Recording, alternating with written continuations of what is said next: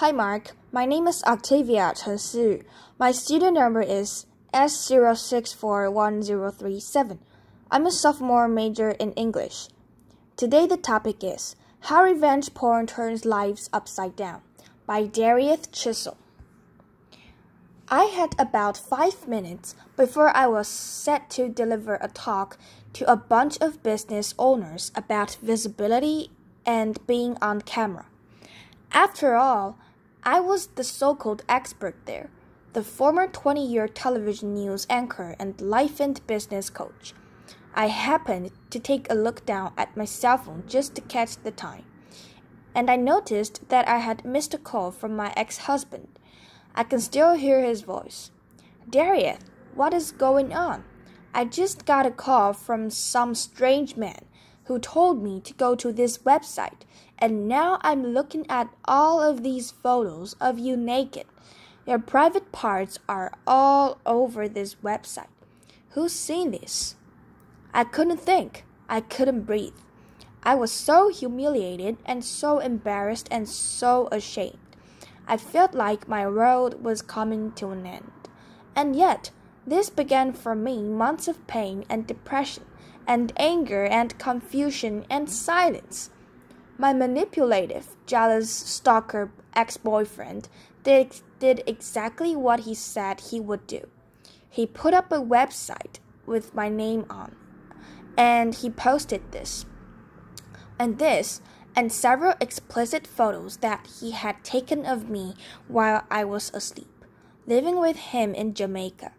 For months prior to that, he had been sending me threatening text messages like this. He was trying to make me out to be some sleazy low-life slut. He had even threatened to kill me. He told me that he would shoot me in my heart and stab me in my heart. Simply because I wanted to end the controlling relationship. I couldn't believe this was happening to me. I didn't even know what to call it. You might know it as cyber harassment or cyberbullying. The media calls it revenge porn. I now call it digital domestic violence. It typically stems from a relationship gone bad, where a controlling, jilted ex-lover can't handle rejection. So when they can't physically put their hands on you, they use different weapons, cell phones and laptops. The ammunition, photos, videos, explicit information, content, all posted online, without your consent. I mean, let's face it, we all live our lives online, and the internet is a really small world. We show off our baby photos. We start to grow our businesses. We make new relationships, and we let the world in. One Facebook like at a time. And you know what I found? An even smaller world. 1 in 25 women say they have been impacted by revenge porn. For women under the age of 30, that number looks like 1 in 10. And that leaves a few of you in this audience as potential victims. You want to know what's even more alarming? Lack of legislation and laws to adequately protect victims and punish perpetrators. There's only one federal bill pending. It's called the Enough Act by Senator Kamala Harris. It would criminalize revenge porn, but that could take years to pass. So what are we left with in the meantime? Flimsy civil misdemeanors. Currently, only 40 states and D.C. have some laws in place for revenge porn, and those penalties vary. We're talking 500 fines. $500? Are you kidding me? Women are losing their jobs. They're suffering from damaged relationships and damaged reputations. They're falling into illness and depression. And the suicide rates are climbing.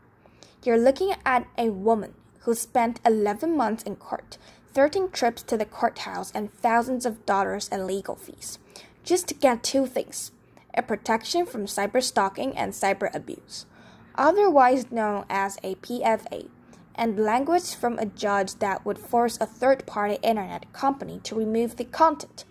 It's expensive, complicated, and confusing. And worse, Legal loopholes and jurisdictional issues dragged this out for months, while my private parts were on display for months. How would you feel if your naked body was exposed for the world to see, and you waited helplessly for the content to be removed? Eventually, I stumbled upon a private company to issue a DMCA notice to shut the website down. DMCA, Digital Millennium Copyright Act. It's a law that regulates digital material and content. Broadly, the aim of the DMCA is to protect both copyright owners and consumers. So get this, people who take and share nude photos own the rights to those selfies. So they should be able to issue a DMCA to have the content removed. But not so fast, because the other fight we're dealing with is non-compliant and non-responsive third-party internet companies. And oh, by the way, even in consenting relationships, just because you get a nude photo or a naked pic does not give you the right to share it, even without the intent to do harm. Back to my case, which happens to be further complicated because he was stalking and harassing me from another country, making it nearly impossible to get help here. But wait a minute, isn't the internet international? Shouldn't we have some sort of policy in place that broadly protect us, regardless to borders or restrictions? I just couldn't give up. I had to keep fighting. So I willingly, on 3 occasions, allowed for the invasion of both my cell phone and my laptop by the Department of Homeland Security and the Jamaican Embassy for thorough forensic investigation, because I had maintained all of the evidence. I painstakingly shared my private parts with the all-male investigative team, and it was an embarrassing, humiliating additional hoop to jump through. But then something happened. Jamaican authorities actually arrested him. He's now facing charges under their Malicious Communications Act, and if found guilty, could face thousands of dollars and fines and up to 10 years in prison. And I've also learned that my case is making history. It is the first international case under this new crime. Wow, finally some justice. But this got me to thinking, nobody deserves this. Nobody deserves this level of humiliation and having to jump through all of these hoops. Our cyber civil rights are at stake. Here in the United States, we need to have clear, tough enforcement. We need to demand the accountability and responsiveness from online companies.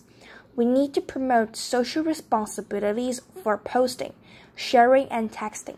And we need to restore dignity to victims. And what about victims who neither have the time, money, or resources to wage war, who are left disempowered, mislabeled, and broken? 2 things. Release the shame and end the silence. Shame is at the core of all of this, and for every silent prisoner of shame, it's the fear of judgment that's holding you hostage. And the price to pay is the stripping away of your self-worth.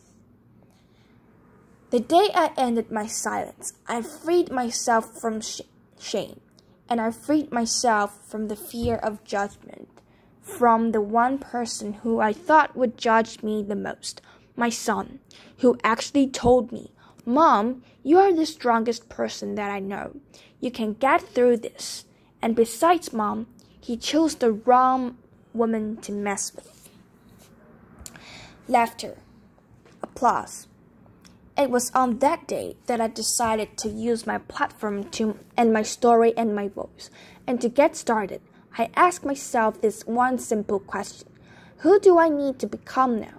That question, in the face of everything that I was challenged with, transformed my life and had me thinking about all kinds of possibilities. I now own my story. I speak my truth, and I'm narrating a new chapter in my life. It's called 50 Shades of Silence. It's a global social justice project, and we're working to film an upcoming documentary to give voice and dignity to victims.